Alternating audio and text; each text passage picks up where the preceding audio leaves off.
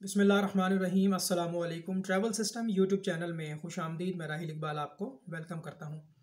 इस वीडियो में हम बात करेंगे वो लोग जो सऊदी अरब से डिपोर्ट होकर पाकिस्तान में आ जाते हैं तरहील के ज़रिए।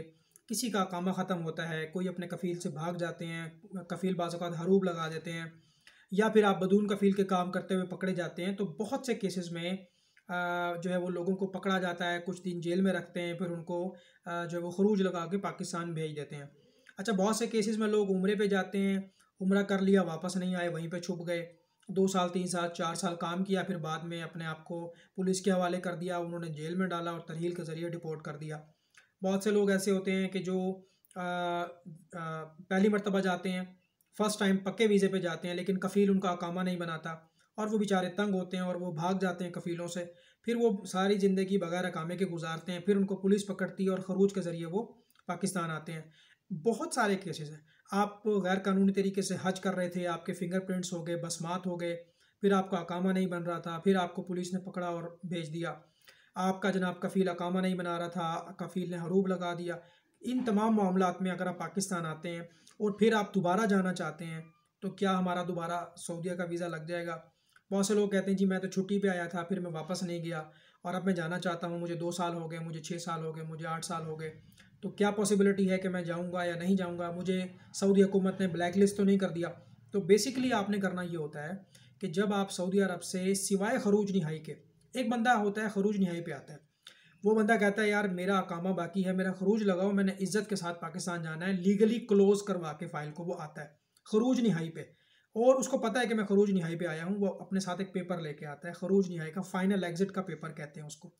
वो बंदा जो है वो कभी भी किसी भी टाइम दोबारा से सऊदी अरब जा सकता है नए वीज़े पे। लेकिन उसको भी वो पेपर दिखाना होता है जवाज़ात का, खरूज वाला। वो सर्विस भी हम देते हैं, वो पेपर आपको निकलवा के दे देंगे। मेरा व्हाट्सएप का नंबर नोट कर लें। अगर आपको तरहील पेपर चाहिए यानी एयरपोर्ट पेपर जिसको मतार पेपर कहते हैं, वो भी हम निकलवाते हैं। और जो जवाज़ात का पेपर है खरूज वाला, वो भी हम निकलवाते हैं। मेरा व्हाट्सएप नंबर है 0305405114, 0305405114। अगर आप डिपोर्टेड हैं, तरहील से आए हैं, आपको आपका कामा नहीं था, पुलिस ने पकड़ा, जेल में डाला, पाकिस्तान भेज दिया, छुट्टी आए थे, वापस नहीं गए। अगर आप अपना मतार पेपर चेक नहीं करवाएंगे और आप अपने डॉक्यूमेंट्स जो है वो नया वीज़ा लेने के चक्कर में एजेंट को जमा करा देंगे, एजेंट जो है वो एम्बेसी में जमा कराएगा, एम्बेसी वाले आपके पासपोर्ट पे मरहल लिख के भेज देंगे। मरहल मतलब डिपोर्टेड, क्योंकि अगर आप ब्लैक लिस्ट हैं, अब आपका नुकसान क्या हुआ? एजेंट को जो फीस भरी वो ज़ाया हो गई, मेडिकल करवाया 12-15 हज़ार का वो ज़ाया हो गया, आपका ई नंबर के पैसे ज़ाया हो गए। तो आराम से आपके जो है वो 30-40 हज़ार का लॉस होगा आपको। अब इसमें करना क्या है? करना ये है कि आपको तो पता है ना कि आप डिपोर्टेड हैं, आप कैसे आए हैं, किन केसेस में आए हैं, किन मामलात में आए हैं, या छुट्टी पे आए हैं, वापस नहीं गए। आपको तो अपनी सिचुएशन का पता है। तो सबसे पहले आप अपना एयरपोर्ट पेपर चेक करवाएं, मतार पेपर चेक करवाएं। अगर आपका स्टेटस क्लियर है, अगर आपका स्टेटस क्लियर है, कोई प्रॉब्लम नहीं है, फिर आपका दूसरा पेपर निकलेगा जवाज़ात का। फिर आपका वीज़ा जो है वो स्टैंप होगा। 2 पेपर होते हैं, एक एयरपोर्ट पेपर, एक जवाज़ात का पेपर। पहले आपने एयरपोर्ट पेपर निकलवाना है, अगर वो क्लियर है फिर आपने जवाज़ात का पेपर निकलवाना है, फिर आपका वीज़ा स्टैंप होगा। नंबर 2, अगर आपका स्टेटस ब्लैक लिस्ट आ रहा है, मरहल मना दखूल आ रहा है, मरहल का मतलब डिपोर्टेड और मना दखूल का मतलब एंट्री बैन, ब्लैक लिस्ट में आप, तो फिर आप जो है वो वीज़ा नहीं लगवा सकते, आपका वीज़ा नहीं लगेगा। तो पहले आप ये चेक करवा लें। बहुत से लोग सवाल करते हैं कि कितने साल का बैन है, 2 साल का, 3 साल का, 5 साल का, 10 साल का या लाइफ टाइम? ये हम नहीं बता सकते, ये कोई नहीं बता सकता। ये आपको हर साल, हर 2 साल बाद में चेक करवाना होगा।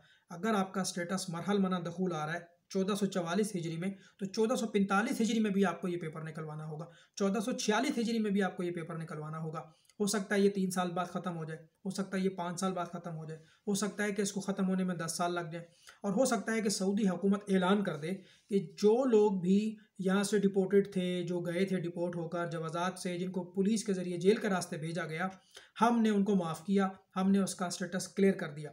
याद रखें कि ये सऊदी हुकूमत किसी एक आदमी के लिए नहीं करेगी, ये जब भी करेगी तो तमाम लोगों के लिए करेगी। अब बहुत से लोग हमसे रब्ता करते हैं जी कितने साल का बैन है? सर हम ये नहीं बता सकते। हम आपको पेपर निकलवा के दे सकते हैं, हम आपका स्टेटस चेक करवा सकते हैं कि आप क्लियर हैं या नहीं हैं। अगर आपका स्टेटस क्लियर है, फिर आपका जवाज़ात का पेपर निकलेगा, फिर आप अपना मेडिकल करवाएं, बायोमेट्रिक करवाएं, वीज़ा जमा करा दें, एंड सो ऑन। अच्छा, अब एक आदमी छुट्टी पे आया था, वापस नहीं गया, वो भी पहले अपना मतार पेपर चेक करवाएगा।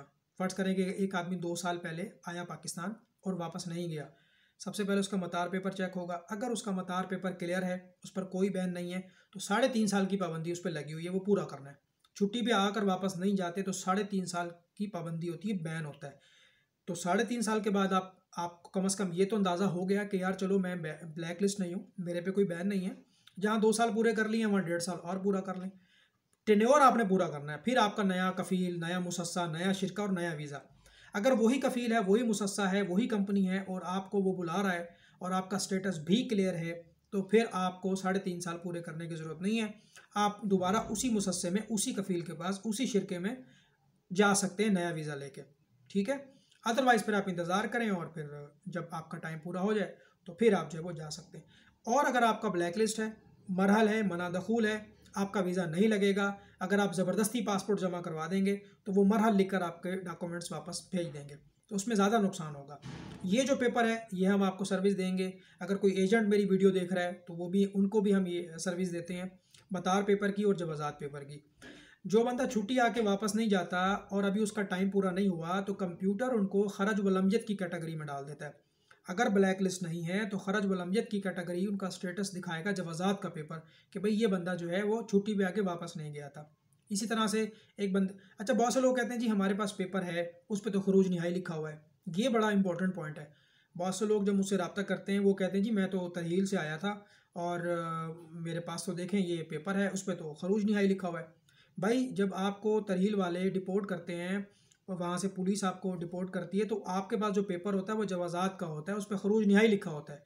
लेकिन वो पेपर जो है वो हमें सही पिक्चर नहीं बताता। सही पिक्चर हमें बताएगा मतार पेपर, एयरपोर्ट पेपर, उस पर लिखा होता है मरहल मना दखूल।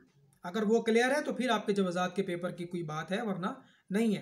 तो अब क्या कर रहे हैं, रोज़ाना लोग मुझसे रब्ता कर रहे हैं जी वो हमने वीज़ा दिया था एजेंट को, एजेंट ने एम्बेसी में जमा करा दिया तो एम्बेसी वालों ने उस पर मरहल लिख कर वापस कर दिया। उसका मैंने आपको सोल्यूशन बता दिया कि एजेंट की जिम्मेदारी है कि भाई पहले कम से कम उस बंदे की हिस्ट्री तो पूछे। एक बंदा आपके पास आ रहा है, आपने वकाला बनवा लिया, उसके बायोमेट्रिक करवा ली, मेडिकल करवा लिया, आखिर में पता लगा कि वो बैन है। एजेंट का भी कसूर है, एजेंट की जिम्मेदारी है वो उससे पूछे कि यार आपकी ट्रैवल हिस्ट्री क्या है, क्या कभी आप पहले सऊदी अरब गए थे, पहले आपका पुराना स्टेटस क्या है, कैसे आए वहाँ से, पुलिस के ज़रिए आए या खरूज निहाई पे आए। तो ये सवाल वो एजेंट करता ही नहीं है। वो अपने बेचारा 4-5 हज़ार कमाने के चक्कर में वो अपनी सर्विस ले लेता है, बाद में आपको वो कुछ भी नहीं बताता, फिर आपके डॉक्यूमेंट्स वापस आते हैं। इसमें ज़्यादा नुकसान है, तकरीबन 35-40 हज़ार का नुकसान हो जाता है आपका इसमें। और बेहतर होता है कि आप पहले अपना रिकॉर्ड चेक करवा लें। देखिए मैं ये नहीं कहता कि आप मेरे से ये सर्विस लें, बहुत सारे एजेंट हैं जो ये आपको सर्विस दे सकते हैं, लेकिन ये बड़ी यूनिक सर्विस है और ये सर्विस जो है वो हर एजेंट के पास नहीं है, मतार पेपर की या जवाज़ात की। तो नंबर मेरा दोबारा से नोट कर लें, आप मुझसे व्हाट्सएप पर रब्ता कर लें। इसके लिए आप हमें भेजेंगे अपना अकामा और पासपोर्ट। बहुत से लोग कहते हैं जी अकामा तो नहीं है, तो ड्राइविंग लाइसेंस अगर है तो वो भेज दें, उस पर अकामे का नंबर होता है। बहुत से लोग कहते हैं जी ड्राइविंग लाइसेंस भी नहीं है, तो फिर पासपोर्ट के ऊपर जो वीज़ा लगा होता है ना, जब आप सऊदी अरब जाते हैं तो आपका एक वीज़ा लगता है, उस पर एक बॉर्डर नंबर होता है, वो बॉर्डर नंबर भी चाहिए, वीज़े की कॉपी भी चाहिए, प्लस पासपोर्ट भी चाहिए, ठीक है। अगर आप कहते हैं यार मेरे पास अकामा भी नहीं है, ड्राइविंग लाइसेंस भी नहीं है, मेरे पास वीज़े की कॉपी भी नहीं है, मेरे पास बॉर्डर नंबर भी नहीं है, मेरे पास सिर्फ पासपोर्ट है, तो आपका रिकॉर्ड चेक नहीं हो सकता। आपका रिकॉर्ड चेक नहीं हो सकता। कम से कम आपके पास अकामा हो, पासपोर्ट हो, वीज़े की कॉपी हो, बॉर्डर नंबर हो, कुछ तो हो चेक करने के लिए। बात समझ आ गई। 0305405144 नंबर नोट कर लें, 0305405144।